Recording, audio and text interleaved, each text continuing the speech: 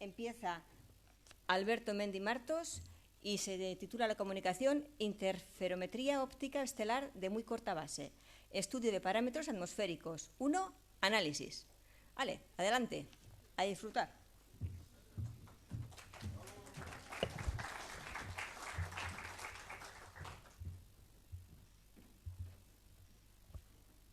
Bueno, gracias Mirenchu por la presentación. Gracias al Planetario, Astronavarra también, por la organización de estos encuentros, toda la gente que ha estado trabajando durante meses y meses y se han pegado muchísimas horas de curro intenso. Vale, ¿se ve bien? ¿Se me oye bien? Entiendo. ¿Los traductores también? Puntero, perfecto. Vale. Bueno, pues como ha dicho Mirenchu, mi presentación tiene un título un poco extraño, Interferometría óptica estelar de muy corta base, estudio de parámetros atmosféricos. Bueno, voy a hacer una presentación sobre la parte de análisis, sobre un trabajo que hemos realizado con unos compañeros del máster de la Universidad del País Vasco, donde actualmente trabajo como investigador. Y bueno, también soy miembro de Astronavarra. Y en la segunda charla, mi compañero Iván, que está aquí presente, nos hará una ponencia sobre un proceso técnico que es especialmente orientado a temas de astronomía para amateurs. Vale, comenzando un poco con la charla sobre interferometría, ¿qué nos viene a la cabeza? Pues de primeras, probablemente las dos imágenes de los agujeros negros, Sagitario A estrella y M87 estrella. Nos sonará que son dos imágenes que no se han podido conseguir de ninguna otra manera, más que utilizando antenas situadas por toda la Tierra, de manera que se consigue un telescopio virtual del tamaño de la Tierra. También hay otros estudios no tan conocidos, como puede ser el de esta estrella. Lo que se hizo con Altair, una estrella de la constelación del Águila, fue... Bueno, estoy temblando muchísimo de los nervios. Básicamente se esperaba que fuera una estrella de tipo rotante, alta velocidad. Entonces se compararon los modelos que se tenían con las imágenes que se obtuvieron con interferometría óptica. Como se puede ver en la imagen, los modelos y la imagen de la estrella se ajustaban muy bien. Bueno, interferometría óptica, y también se utilizó algo de interferometría en infrarrojo en este caso. Bien, ¿cómo empezó todo esto la interferometría? Vale, pues el primero que utilizó algo de interferometría o que asentó las bases fue Fizeau. Fizeau lo que hizo fue coger un telescopio y en la entrada del telescopio colocó una tapa con dos aperturas. Estas dos aperturas eran pequeñitas y lo que se buscaba era que la luz que entraba por las dos aperturas interfiriera en el plano focal. De esta manera, y por ello, se llama interferometría espacial a utilizar esta técnica. Michelson y Pease utilizaron esta misma técnica por primera vez para tomar las primeras medidas. Lo que hicieron fue determinar el diámetro, el tamaño angular de Alpha Orionis. Lo determinaron en 47 microarcosegundos. Actualmente el valor se estima que son unos 54, así que para ser unas medidas realizadas hace 100 años con las capacidades técnicas que tenían, pues es un resultado bastante más que aceptable. Posteriormente hubo unos años que no se estudió tanto la interferometría, puesto que llevaba muchas dificultades técnicas y estuvo unos años como en parón, por así decir. Pero posteriormente, después Leverrier fue quien utilizó por primera vez dos telescopios independientes en lugar de una única tapa con un telescopio y dos agujeros. Bien, pues como siempre, la longitud de onda nos va a determinar un poco cómo trabajamos con esta técnica. Nosotros nos vamos a centrar en la charla, especialmente en la parte de óptica. Perdón, que me he girado y no se me oye el micro. Nos vamos a centrar en esta parte. Lo que vamos a tener es un frente de ondas llegando a nuestro telescopio. Bueno, en nuestro caso vamos a tener dos agujeros, también podrían ser dos telescopios independientes. Y lo que se hace es interferir, como hemos visto, en un plano focal la luz directamente. Al hacerla interferir, vamos a ver después por qué se genera un patrón de franjas. Por otro lado está la interferometría de intensidad, que se refiere a las longitudes de onda de radio. En este caso, directamente se trabaja con la señal y lo que se hace es, para cada antena, cada antena recolecta la señal y se procesa luego la señal mediante un correlador. En general, la distancia que se tiene entre cada uno de los agujeros, entre cada uno de los telescopios o entre cada uno de las antenas se llama línea de base. Este concepto lo vamos a ir viendo durante toda la charla. Vale, los fundamentos se basan un poco en el experimento de Young. El experimento de Young nos dice que cuando tenemos un frente de ondas llegando a dos aperturas, estas dos aperturas emiten otros dos frentes de ondas independientes de manera coherente, por así decir. La idea es que cuando colocamos un sensor a una cierta distancia, un sensor o una pantalla, en esta pantalla van a interferir las dos ondas. Debido a la diferencia de caminos ópticos, que básicamente es que a un punto de la pantalla vamos a tener desde cada una de las aperturas dos distancias distintas, esta diferencia de aquí nos va a hacer que las fases de las dos ondas vayan a llegar, vayan a anularse o a cancelarse, llegando en contrafase o en fase, sumándose o cancelándose. Por lo tanto, lo que vamos a tener es una suma o una resta de las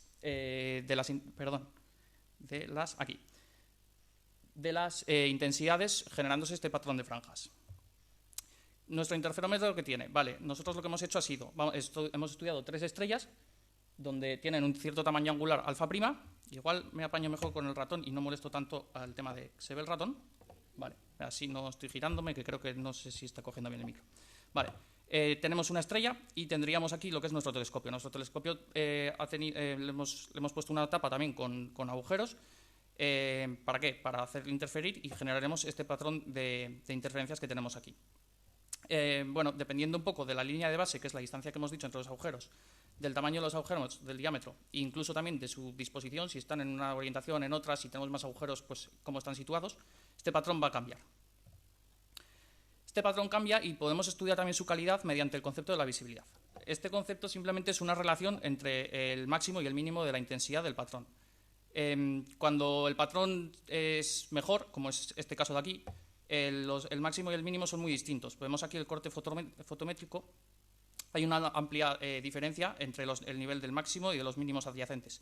Por lo tanto, tenemos una visibilidad relativamente alta.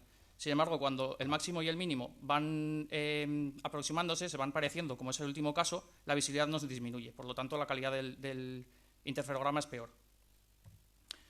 Además de todo esto, tenemos el problema de la atmósfera, como siempre. La atmósfera nos va a introducir una turbulencia que nos va a generar que nuestro frente de ondas plano, que inicialmente viene de nuestra fuente lejana de manera plana, nos generaría una imagen perfecta, pero debido a la turbulencia atmosférica, nuestro frente de ondas se va a deformar y tendremos una imagen distorsionada. Nosotros lo que hemos aprovechado es, como vamos a ver a continuación, a partir de este concepto de visibilidad, vamos a estudiar el parámetro R0 de Frid, que es el que nos determina un poco el SIN y la turbulencia atmosférica. Las imágenes utilizadas se tomaron hace 5 años, en primavera, y bueno, se estudiaron las estrellas Sirio, Rigel y Betelgeuse. El setup utilizado básicamente era un telescopio de 28 centímetros, se utilizaron también distintos filtros y lo más relevante, por así decir, son un poco las tapas, ¿no?, que hemos estado comentando. Tendríamos una tapa con 2 agujeros, distintas líneas de base, distintos tamaños de agujero, y luego también utilizamos imágenes que se habían tomado con una tapa de 4 agujeros. 4 agujeros nos permitía utilizar 2 líneas de base y, como veremos después, también el patrón de interferencias es distinto. Vale, el modelo que hemos utilizado viene dado por esta ecuación. Básicamente es un poco extraña, pero bueno, reduciéndola es la intensidad en cada una de las posiciones de nuestro interferograma viene dado por una constante, que nos va a dar un poco relativamente igual, una envolvente, que es una función de Bessel de primer orden, pero bueno, como si fuera una especie de gaussiana, que viene relacionada con el tamaño del agujero, porque esto es la parte que nos da la difracción que se nos genera en el agujero.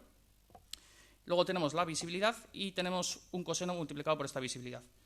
Este coseno nos va a dar la forma que veíamos aquí, sería este coseno de aquí, viene multiplicado por esta envolvente, que es la función de Bessel, y bueno, luego estaría la visibilidad V sub A, que sería simplemente una relación entre la línea de base y el parámetro de Frid R0 en nuestro modelo, que es para lo que veíamos de la turbulencia atmosférica. Vale, entonces lo que hemos hecho ha sido, tenemos nuestras imágenes, que serían un poco de este estilo. Vamos a medir la visibilidad tomando los cortes fotométricos a partir de la intensidad máxima y la mínima, conociendo este parámetro, igualándolo a esta expresión, conocemos la línea de base, que es la distancia a la que nosotros hemos colocado nuestros agujeros. Vamos a ver cuánto es nuestro R0, cómo es nuestro SIN. Aquí tenemos las imágenes en esta comparativa de dos imágenes de Betelgeuse en 2 casos distintos. La imagen de la izquierda, la columna de la izquierda son las imágenes tal cual.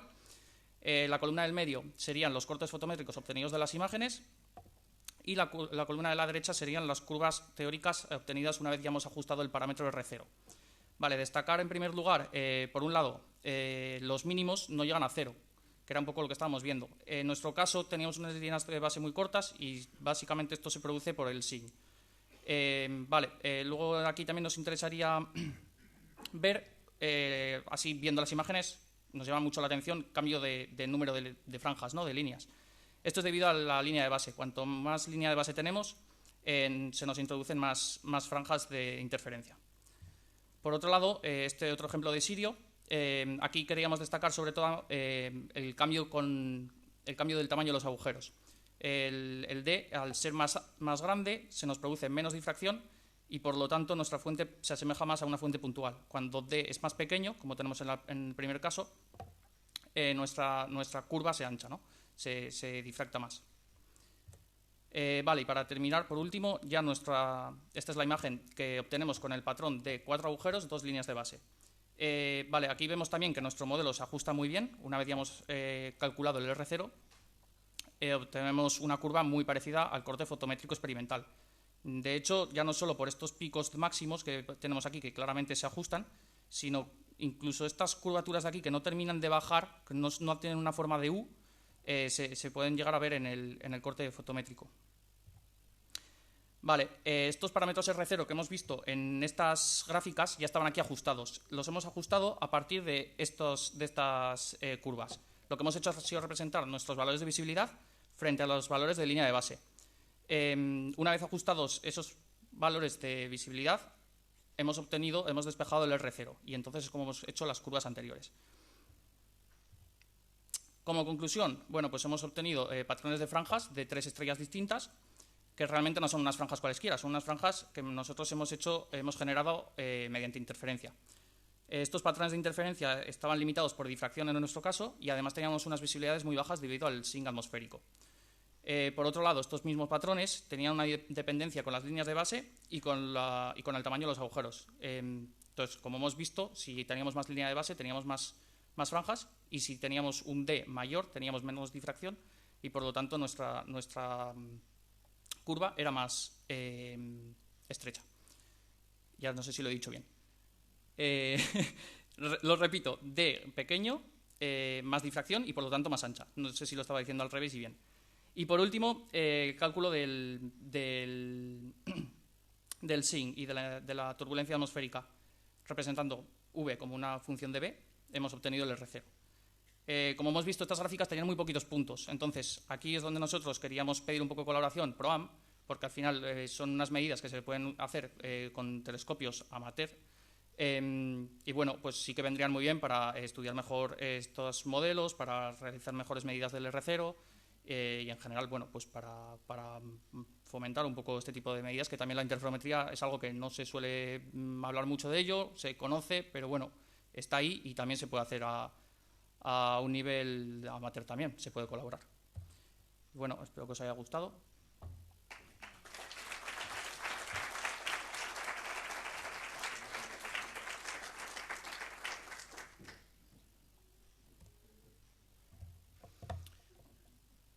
¿Preguntas?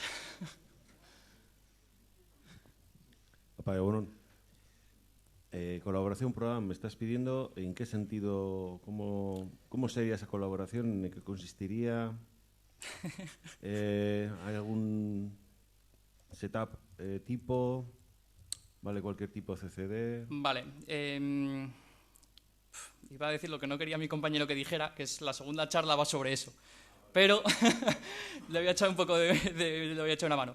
A ver, aquí realmente ya veis lo que es un telescopio de 28 centímetros, que yo aquí no tengo, pero mis compañeros de Astronavarra de sobra. Filtros básicos, y la tapa se puede hacer con una cartulina. Entonces, la idea es algo metódico, que quede claro, distintos casos de B con todos el resto de parámetros fijados, distintos casos de tamaños de agujero con el resto de los parámetros fijados, distintas disposiciones, distintos número de agujeros. Pueden estar, no tienen por qué estar, aquí están los dos casos alineados en vertical, incluso en horizontal se podría poner. Se podrían poner 2 juntos y otros 2 más separados en vertical. Opciones hay muchas. Lo interesante sería, sobre todo eso, un poco de que quede algo metódico, ¿no? Para que luego se pueda hacer en un análisis más sencillo. A partir de ahí ya, imaginación. No sé si te he respondido. Bueno, a ver, no quiero hacer spoiler, pero bueno. Básicamente lo que estás planteando ahí, la máscara que tenemos a la izquierda es una máscara de enfoque típica. Sí, podría ser algo así. Entonces, sí. nosotros, los aficionados, lo utilizamos para hacer un buen enfoque, ¿vale?, de objetos un poco distantes. Hay otro tipo de máscara que son las Bahtinov, que básicamente generas un patrón de difracción, pero estas son muy sencillas y normalmente suelen tener una relación entre el diámetro del telescopio y los agujeros y la distancia entre ellos. Aquí no sé, bueno, que igual es un tema que va a tratar tú luego tu compañero, pero bueno, si quieres la contestas tú o si no, que la conteste luego. ¿Vale? No, a ver, como una relación... Es más que nada por tener una idea de qué requerimientos vais a solicitar en esa colaboración. Más que nada, ¿eh? Si es un tema... a ver, requerimientos como tal, no era más animar a que se puedan realizar también estas medidas. Tampoco hay muchos estudios sobre ellos realmente, entonces, como tal, no estábamos poniendo ningún tipo de requerimiento. Sí que luego mi compañero nos dará pues, pautas o cosas a tener en cuenta y cosas así, pero en principio tampoco es que tenga que, digamos, tiene que ser esto así. No, tampoco, o sea, es eso, es libertad. Al final, también jugamos un poco con, en esa gráfica que ponía... La puedo volver a poner, no sé por qué dicho ponía. Aquí tenemos 4 puntos en esta primera gráfica. Entonces, si conseguimos cubrir, por ejemplo, todo un espectro, una zona más amplia de tamaños de líneas de base, pues nos va a permitir ajustar mucho mejor esta curva. Lo mismo con la gráfica de la derecha. Estamos representando 2 curvas con 2 filtros distintos. Si tenemos más filtros, podremos reajustar mejor. Un poco tener medidas, ¿no?, por así decir.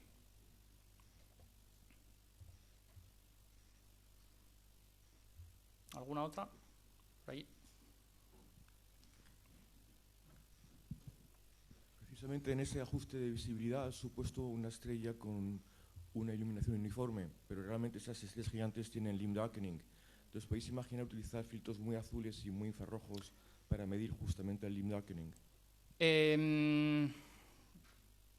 A ver, se podría hacer. El problema que teníamos nosotros es que teníamos una línea de base muy pequeña y nos limitaba mucho la difracción y sobre todo el SIN. Entonces, también hemos estudiado otros modelos en los que la fórmula de visibilidad, en vez de depender de B y de R0, dependía también del ancho de banda.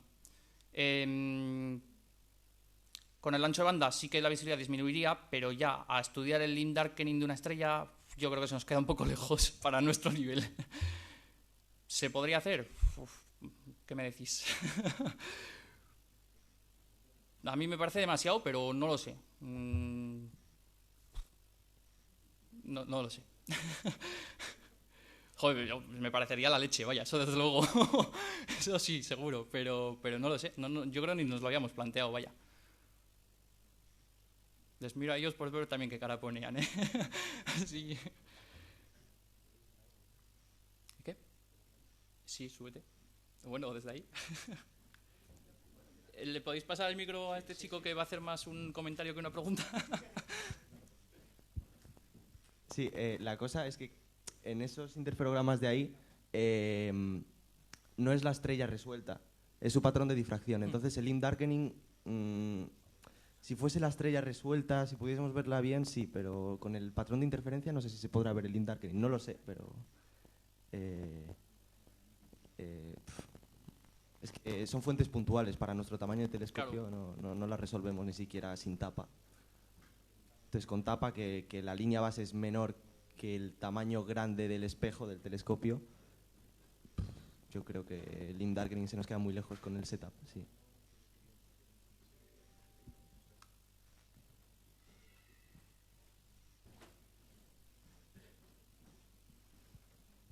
Vale, pues parece que no hay muchas más preguntas. Si no, se las hacéis las demás a mi compañero que viene ahora. Muchas gracias.